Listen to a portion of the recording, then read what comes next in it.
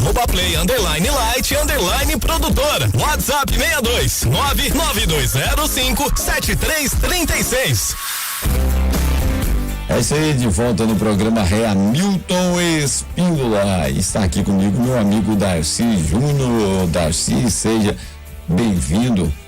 Rapaz, vou falar um negócio pra você. Tá aberto lá, né? Então tá, seja bem-vindo, Darcy. A paz do Senhor, meu nobre. A paz, meu amigo. Muito obrigado aí pelo convite, né? Segunda vez que eu venho aqui. A primeira vez eu vim pra trazer o meu primeiro livro, né? Agora está apenas viver. Agora você tá vindo pra trazer o segundo, né? Trazer o segundo. Missões como estilo de vida. Tá sendo um livro por ano.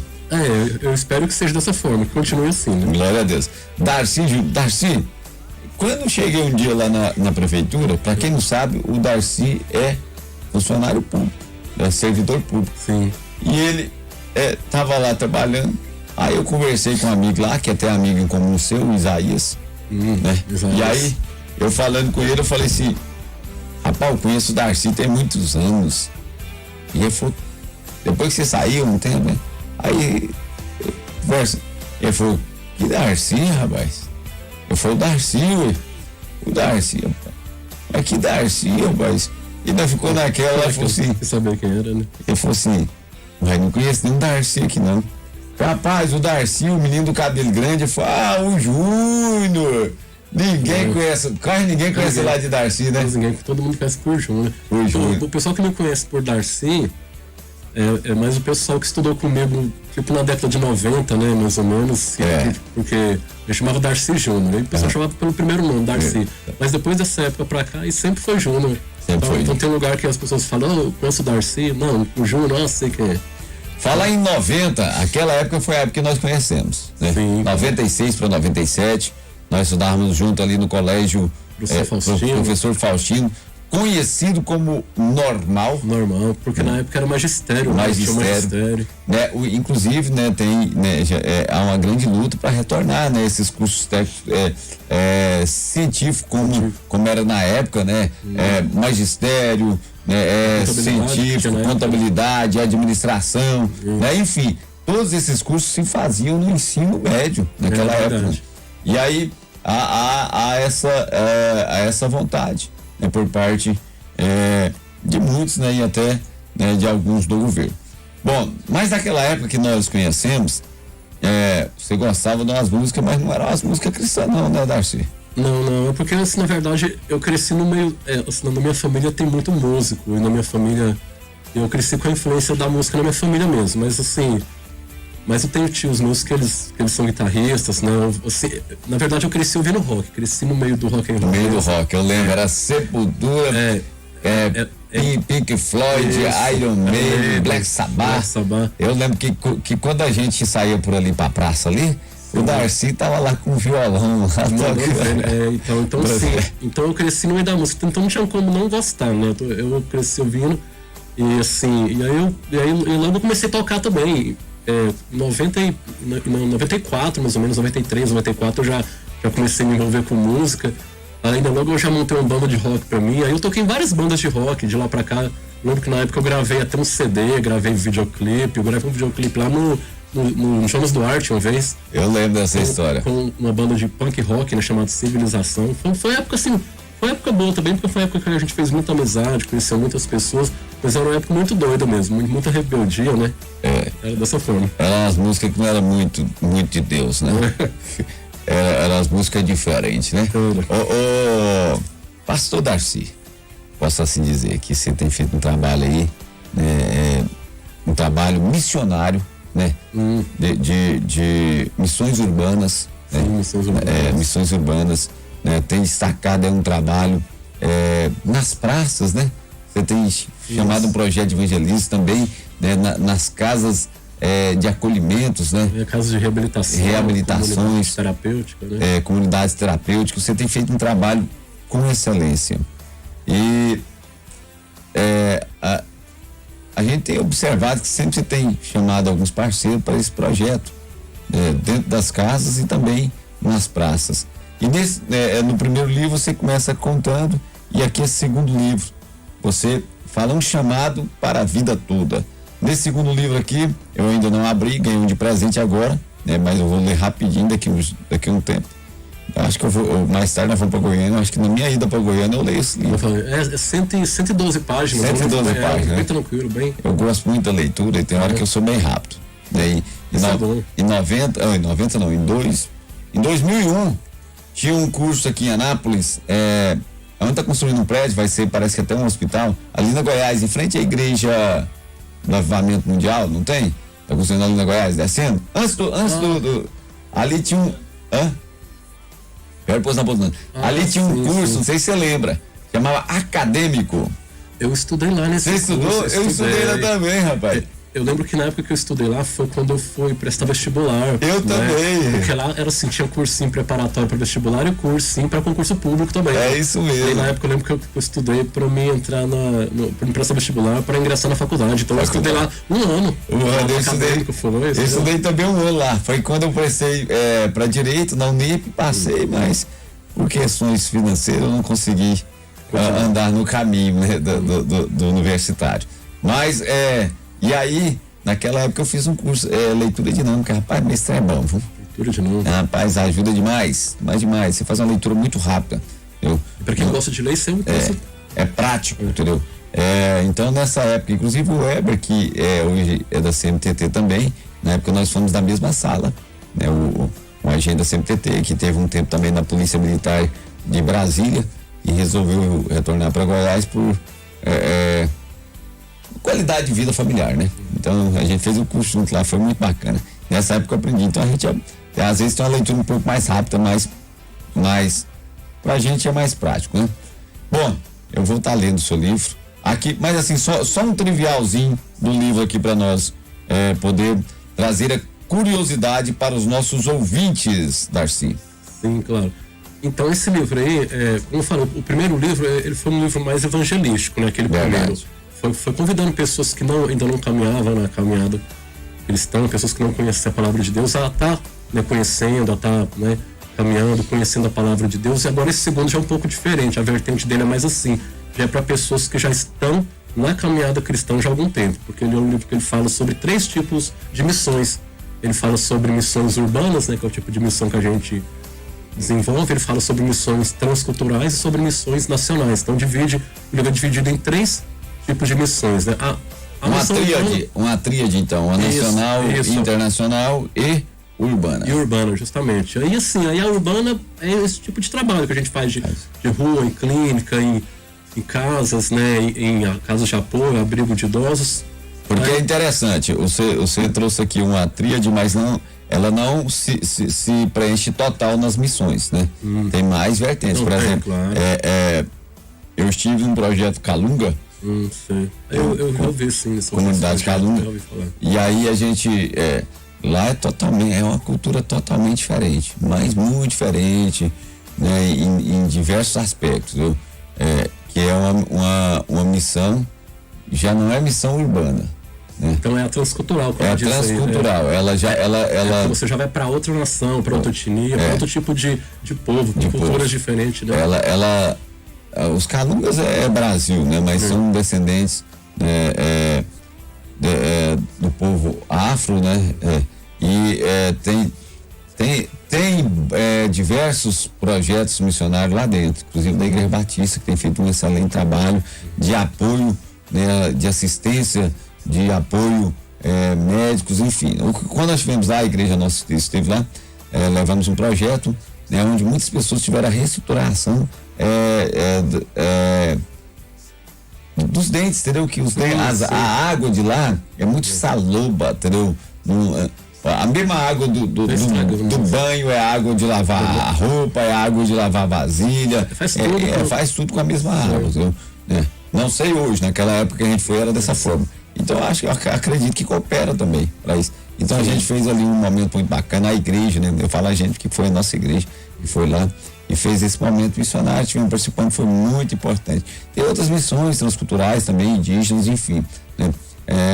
Tratando de missões transculturais, nós vamos me dar até uma linha do tempo aqui de patrícios, de Hudson Taylor, né? De John Wesley, enfim, né?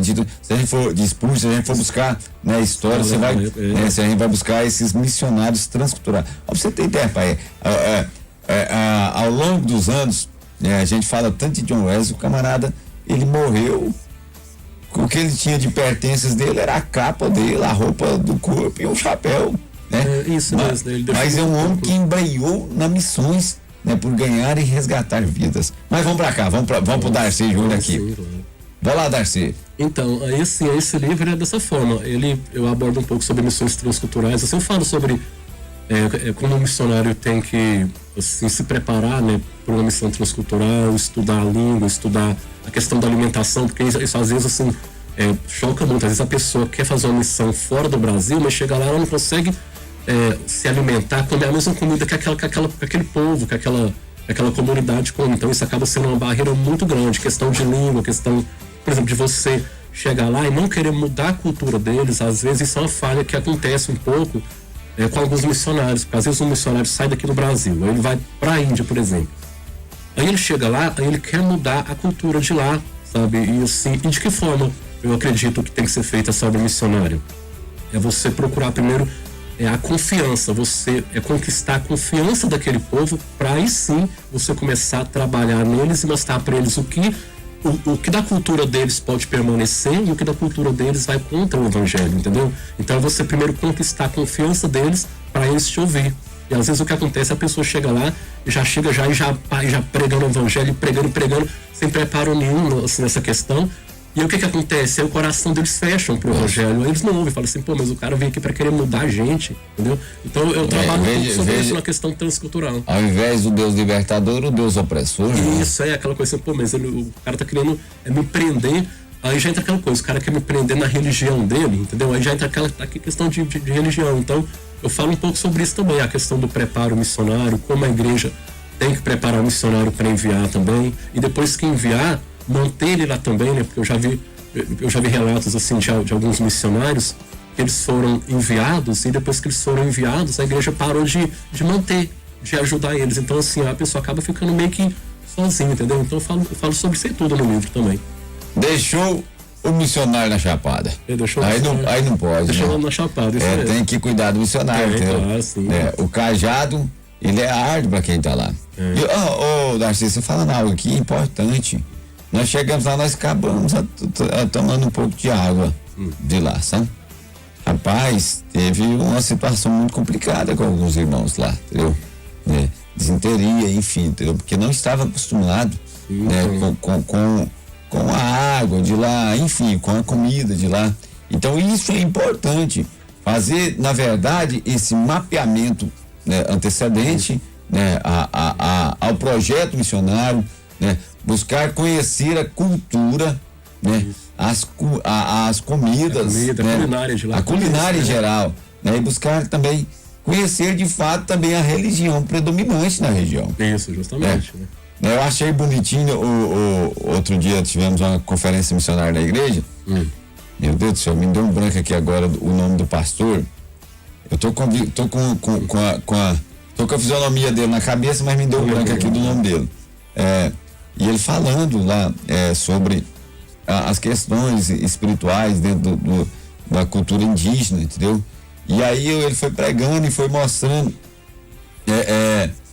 Ele fez uma transfiguração do texto bíblico para a cultura deles, entendeu? Entendi. E aí ele foi mostrando, aí ele trouxe Jesus como que se fosse uma situação de um guia daquilo lá, entendeu? Entendi. E aí de repente trouxe a curiosidade do pajé da região, e o pajé, né, depois de um tempo teve uma situação de enfermidade e falou, me fala desse seu guia aí, né, que tem te guiado e assim, que eu quero conhecer porque eu tô isso.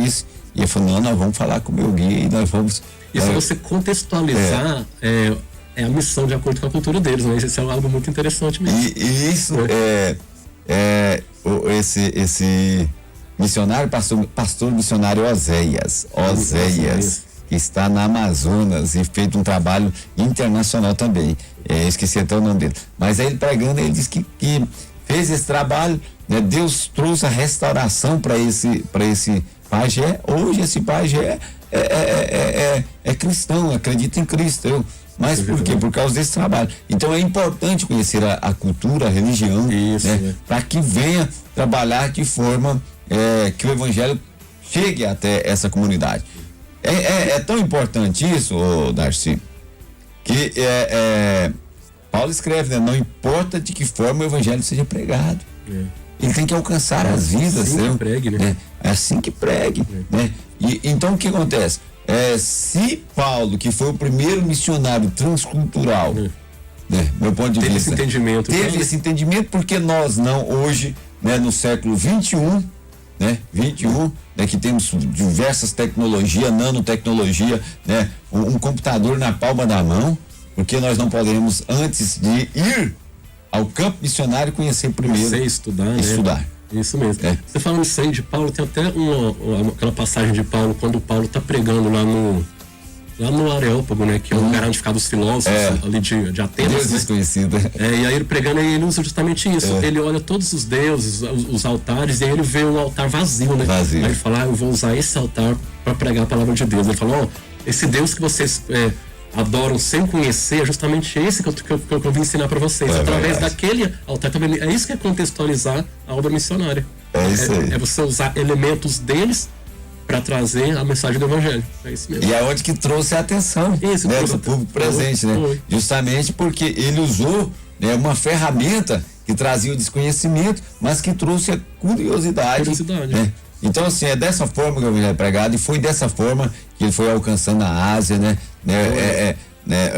Aquela região toda ali da Ásia Menor, né? É Turquia hoje, né? Conhecido como Turquia, né?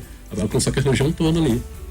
Que antigamente lá no Bereshit, lá em Gênesis, era a região do Éden, né? Isso mesmo, lá do Jardim do Éden. Do Jardim do Éden, então assim... Então a missão transcultural, ela precisa, assim, ser desenvolvida dessa forma, né?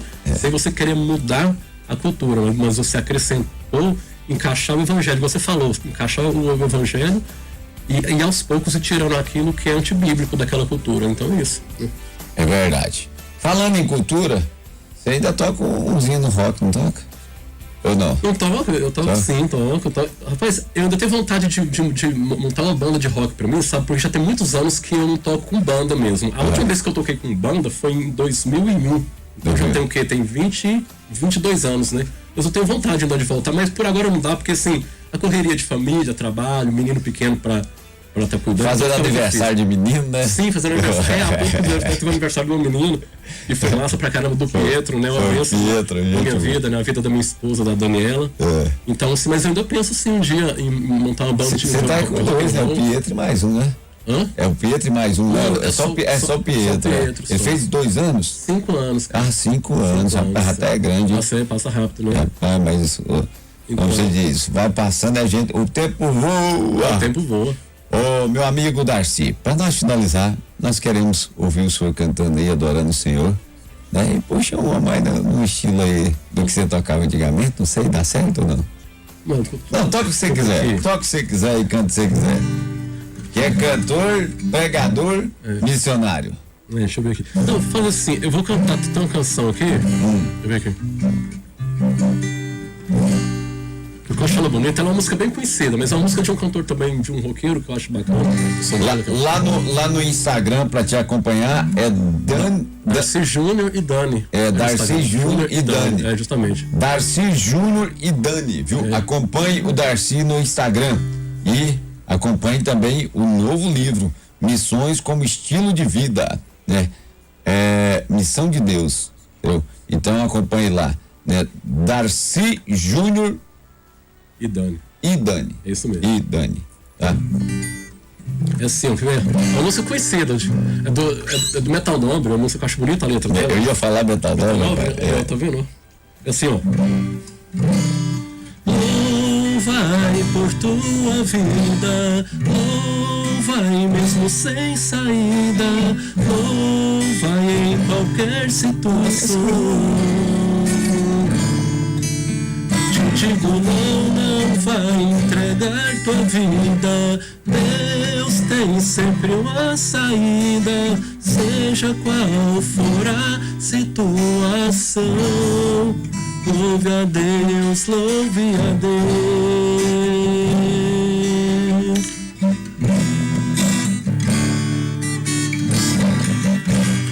Quando os problemas invadem o teu ser, solução você já não consegue ver. Amigo, já não há que possam te ajudar. Cansou de procurar, mas sem encontrar.